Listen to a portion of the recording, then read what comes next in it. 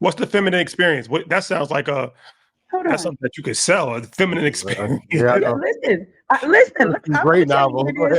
ahead. So what I did is I wrote a list. I wrote a list of Cool. 100 things that women bring to the table now that there is a disclaimer. You have to be connected to your femininity, spirituality, sensuality, and wisdom. This is not for basic chicks. This is not women that's not doing the inner work, because everybody will feel like this means she talking to me. Just because you go to church don't mean you spiritual. Most women are not sensual because they're not connected to all their five senses, because they don't sit down. They even walk fast in the store. So if you are not a woman that's really deeply, heavily connected into these four pillars, you can get there, but this list may not just be for you just yet, but you can work on it. So I always got to give that disclaimer, because they think spirituality means going to church. No, it does not.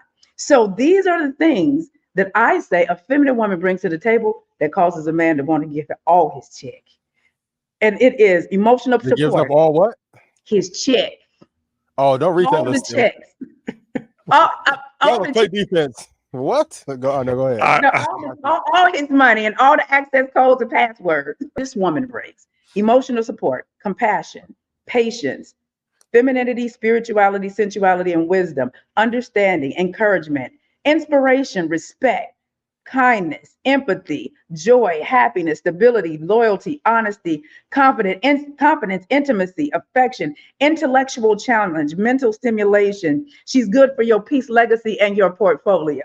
She brings warmth. She has humor. She's spontaneous. She's committed. She's passionate. She has vision. She's flexible. She's adaptable. She's agreeable, but she will challenge you. She has determination, perseverance. She's mature. She has discretion, authority, but yet she uses this which she needs it. She will challenge you. She is a woman of uniqueness and nurturing, and the list goes on and on. That woman, you meet her, and she's good for your peace, legacy, and your portfolio, and she's leveling up that bag. She gonna get the passcode.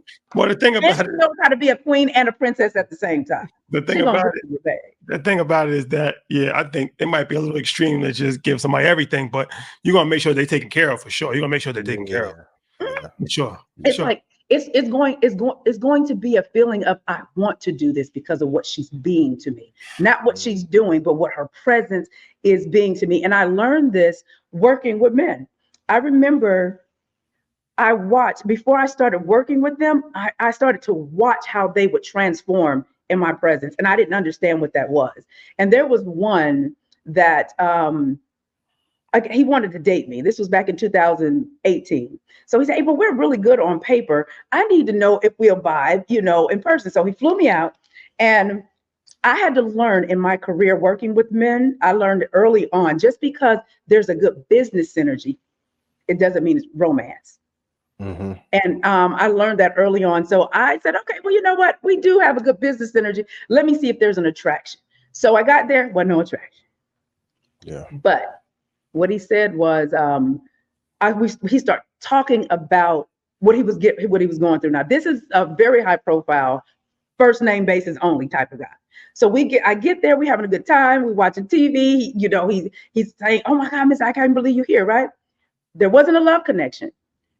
But I watched this man transform, because he was getting ready to lose everything, because he was getting ready to make a move that disconnected him from his money source. And so he was having this conversation with me, and I'm looking at him like, okay. And he said, why are you looking like that? I said, I don't think you know who you are. I said, do you not know who you are to the world? So I'm going in like, bro, listen. And so I said, this is what you're going to do. You're going to write a book, and you're going to do, I'm like laying it all out, right? And so I watched him over the 3 days. He didn't try anything. I think he kind of could tell by my energy it wasn't a love connection. But every morning he would come over into my room, knock on the door. Mason, all right, I got this idea. All of a sudden, all of that creativity that feminine energy brings, it started just causing him to come up with all these ideas and making this money and all of this stuff. So for the 3 days. Next thing I know, I'm upstairs. He said, Mason, come downstairs. He said, I ain't never washed the dishes in this house. I always had a maid. I'm in here washing dishes. He in there cooking, all because of the girl energy. I get back to Atlanta. He texts me and says, thank you for letting me down nicely. He said, send me your bank account information. I want to send you $10,000 for helping me figure this thing out. And what's the next point I need to make in my career?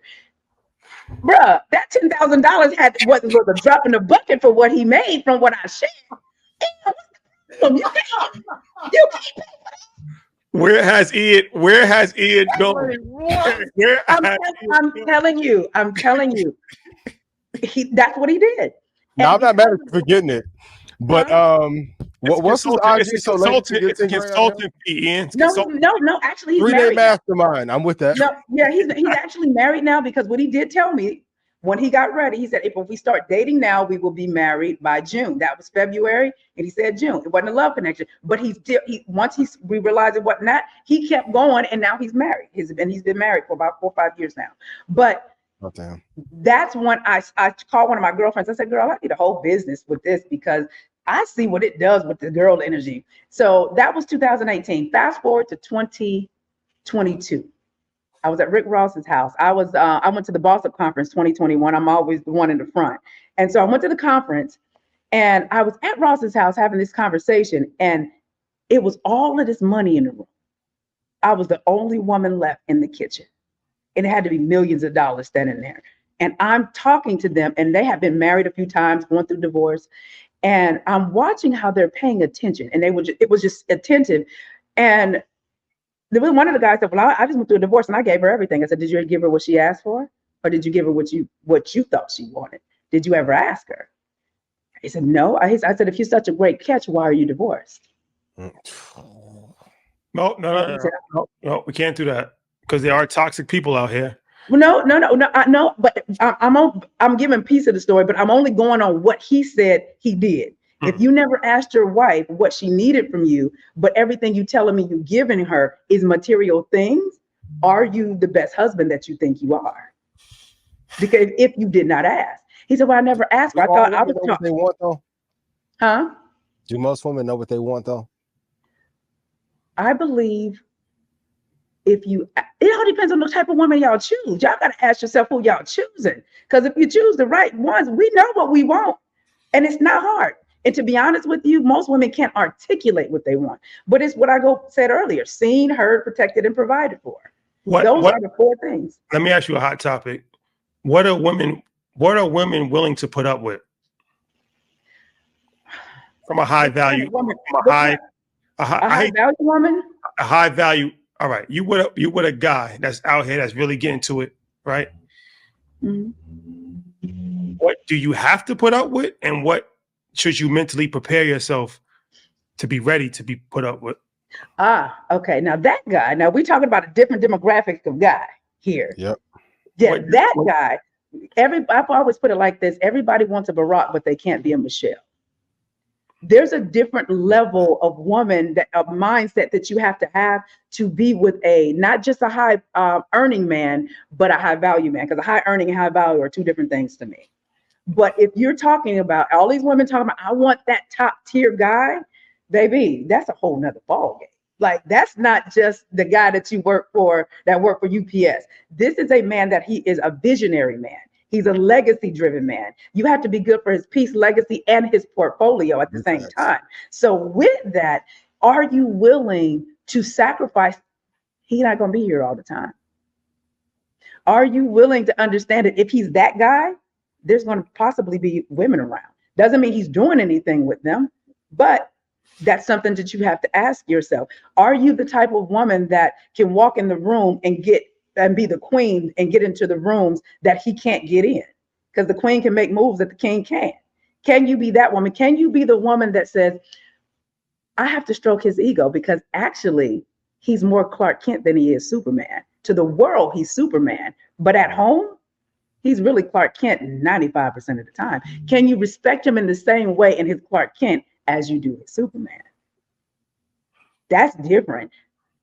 Working with and dating high-powered men, it's a different ball game that most women, I don't think that they can really handle. And it's not that he's being mean. It's not that he's not being attentive. But when he's on his grind, especially if he's coming up, not the kind that are already kind of settled, they're grounded so they can make time. I'm not talking about him. I'm talking about y'all want the ones that, you see him on Instagram, you see him on all of the stuff and you like what you see.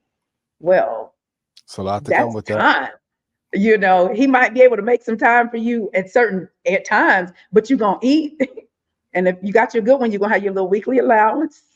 And he's going to take care of you. But do you provide the feminine experience in exchange for that? So you got a follow up, or you good? You got a question? Yeah, I got to go to the men. For the men who are acting like they're high value or they're not, can you give them some tips to be better in relationships, business overall, so that they can get more of what they want out of their dating life? Don't worry so much about being high earning as you do high value. The money gonna come.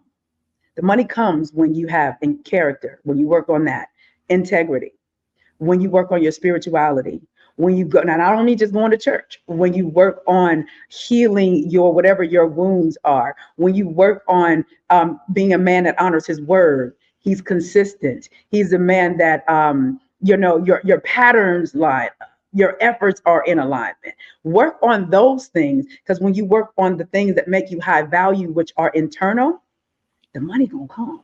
And what happens is once you have those things, when you're gonna meet somebody on that road, and she's going to see who you are on the inside. And she's going to see, he don't just have potential, but he's actually living his potential. Because I teach women, we don't deal with men with potential, because y'all don't deal with us with potential. I know y'all was gonna look up. Think about it. Y'all do not deal with a woman with potential. She got a pretty face, but she a big girl. She got the potential to lose the weight. Y'all don't know. Y'all just gonna say, she cute. Y'all might smash, but that's not what you see for yourself. Y'all don't get with women on potential. So I tell my ladies, don't get with a man on potential. He got to be living the dream, because y'all know y'all don't. Y'all don't get with nobody. She got potential to be pretty. Let me just do a little contour face or something.